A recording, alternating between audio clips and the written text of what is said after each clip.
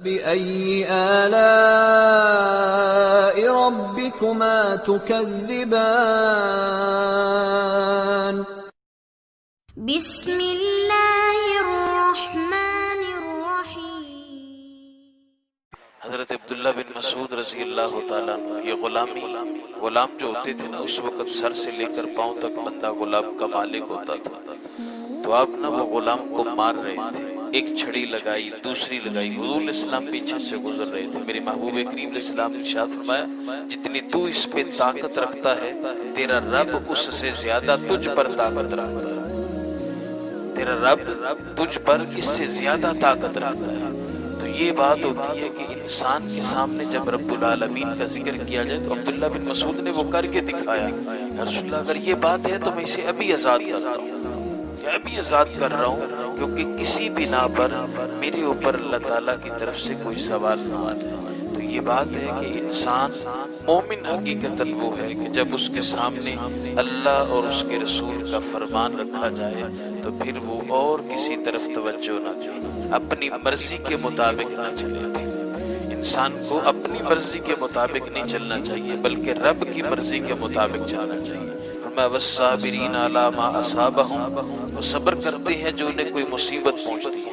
حضور سیدنا غوث اعظم رضی اللہ تعالیٰ عنہ آپ تشریف فرما ہے، بیٹھے ہوئے تھے اور غالباً مجمع کی یہ بات ہے، درس و تدریس درس آپ بیان فرما رہے تھے، اچانک چھت سے ایک سانپ گر رہا ہے، آپ کے یہ بازو میں داخل ہوا، گریبان سے نکلا، پھر گریبان سے داخل ہوا آ کر دوسرے بازو سے نکلتا ہے، کوئی توجہ نہیں، اپنی اس بیان کو، اس درس کو جاری رکھا۔ یہ تو ادب کرنے والے ادب کرتے ہیں نا۔ امام مالک درس حدیث دے رہے تھے، 16 دفعہ چہرے کا رنگ زرد پڑا پھر اپنی جگہ پہ آیا۔ جب آپ حدیث پاک کے درس سے فارغ ہوئے نا، اس وقت وہ بعد میں کسی طالب علم نے پوچھا، حضور آپ نے تو حرکت بھی نہیں کی، 16 مرتبہ آپ کے چہرے کا رنگ زرد پڑا پھر اپنی جگہ پہ آ گیا، تو یہ کیا معجزہ تھا؟ فرمایا میری یہ قمیص کے اندر بچھو داخل ہوا تھا، اس نے 16 مرتبہ ڈنگ مارا، میں نے ادب حدیث میں اپنے جسم کو حرکت نہیں دی، حدیث کے ادب کے اندر میں نے اپنے وجود کو حرکت نہیں دی۔ تو یہ بات ہوتی ہے کہ انسان سمجھتا ہے کہ شاید پتہ نہیں میں نے کیا ہو گیا۔ تو حضور سیدنا غوث اعظم رضی اللہ عنہ کے پاس جب اس سانپ نے وہ اس طرح 2-4 بار تماشا کیا، ہمارے اندر تو وہ بہادری نہیں، ہمارے پاس تو وہ ثابت قدمی نہیں ہے، تھوڑی سی بات ہوتی ہے تو ہم ڈر جاتے ہیں، پتہ نہیں یہ کیا ہوگا۔ جان تو انسان کے اوپر بچانی فرض ہے، لیکن رب کا حکم بھی تو کوئی چیز ہوتی ہے، اس کے اوپر بھی تو عمل کرنا ضروری ہوتا ہے۔ وہ بعد میں انسانی شکل میں سامنے آ گیا، وہ جن تھا سانپ کے روپ میں آیا تھا، انسانی شکل میں سامنے آ گیا، وہ فوری طور پر بولا، اس نے درمیان میں سے بات، اب نے فرمایا رک جا، مجھے اپنے کلام کر لینے دے، پھر تو اس سے بات کرتے ہیں۔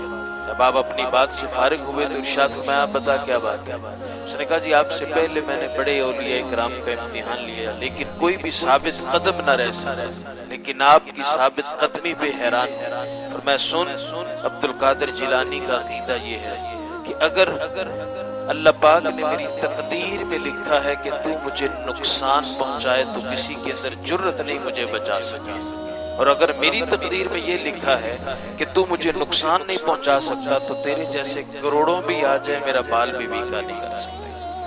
یہ ہوتا ہے کہ انسان کو جو بھی مصیبت پہنچتی ہے اگر بندہ اس پہ ثابت قدم رہتا ہے تو اللہ پاک اس بندے کو اس سے زیادہ اجر عطا فرماتا ہے۔ اور پھر اس کے بعد اللہ پاک نے ارشاد فرمایا والمقیم الصلاۃ، اور نماز قائم کرتے ہیں، ومما رزقناہم ينفقون، اور جو ہم نے انہیں رزق عطا کیا اس سے وہ خرچ کرتے ہیں۔ ایمان والے کی شان یہ ہے رب کا ذکر کیا جائے تو ڈر جائے، کوئی مصیبت آئے تو صبر کرے، نماز کو قائم کرے، جو اس نے اسے مال و دولت عطا فرمائی ہے وہ اس سے خرچ کرتا رہے۔ بات یہ ہے نا کہ بندہ سوچ میں پڑ جاتا ہے یار یہ دولت ہے یہ آج میرے پاس ہے، اگر میں نے اس کو سنبھالا نہیں تو کیا بنے۔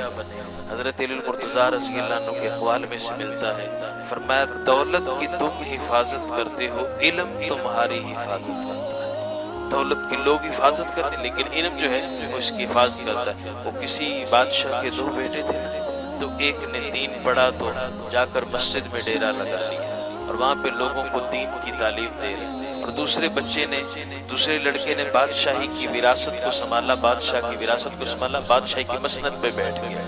تو ایک دن ایسا ہوا کہ اس مسجد کے قریب سے اس کا گزر ہوا، بڑی ٹھاٹ باٹ ہے، ادھر بھی نوکر چاکر ہیں، ادھر بھی ہیں سپاہی بھی ہیں، سواری پہ سوار ہے، اور بڑا اعلیٰ اس نے لباس پہنا ہوا ہے۔ جب مسجد کے قریب سے گزرتا ہے تو اپنے بھائی کو وہ چٹائی پہ بیٹھے اور وہ پیبند لگا لباس، پھٹا پرانا لباس پہنے ہوئے دیکھ کے کہنے لگا، او بھائی یہ تو نے کیا کر ڈالا، اگر میرے ساتھ تو بادشاہی میں شریک ہوتا تو آج تیری یہ حالت نہ ہوتی۔ اب دیکھ یہ میرے سامنے نوکر چاکر کھڑے ہیں، سب کچھ ہے، بتا میری زندگی اچھی ہے یا تیری زندگی اچھی ہے؟ تو وہ مسجد والے نے پتا کیا جواب دیا؟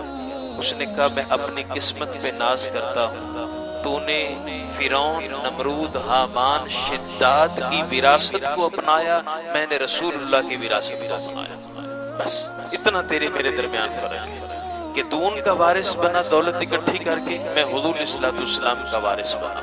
اور یہ حضرت ابو ہریرہ آپ نے خود ارشاد فرمایا، مدینے کی منڈی میں چلے گئے، وہاں پہ جا کے ارشاد فرمایا، وہ مسجد نبی شریف میں آج حضور کی وراثت تقسیم ہو رہی ہے، حضور اسلام کی وراثت، آج مسجد نبی شریف، سارے لوگ وہاں سے بھاگ کھڑے ہوئے۔ مسجد نبی شریف میں آئے تو وہاں پر پتہ کیا تھا؟ اصحاب صفہ جو غریب صحابہ کرام دور سے آئے ہوئے تھے، ان میں سے ایک جو قرآن پڑھ کے بیٹھا ہے، قرآن پکڑ کے بیٹھا ہے، باقی سب بیٹھے ہیں، ان کو قرآن سکھایا جا رہا ہے، حضور کی تعلیمات دی جا رہی۔ وہ واپس پلٹ گئے، ابو ہریرہ آگے سے چلتی آ رہے تھے۔ وہ کہا تم کہتے ہو وراثت تقسیم ہو رہی ہے، وہاں تو کوئی چیز ہی نہیں ہے۔ تو کہا کیا دیکھا؟ کہا وہاں پر تو کچھ لوگ قرآن سیکھ رہے تھے، سکھا رہے تھے۔ کہا یہی تو نبی کی وراثت ہے، نبی مال و دولت نہیں چھوڑا کرتے، زیر جو ہے نا وہ زمین جائیداد نہیں ہوتی انبیاء کی، انبیاء کی وراثت علم ہوا کرتا ہے۔ اللہ پاک ہمیں دین سمجھنے اور اس پہ عمل کی توفیق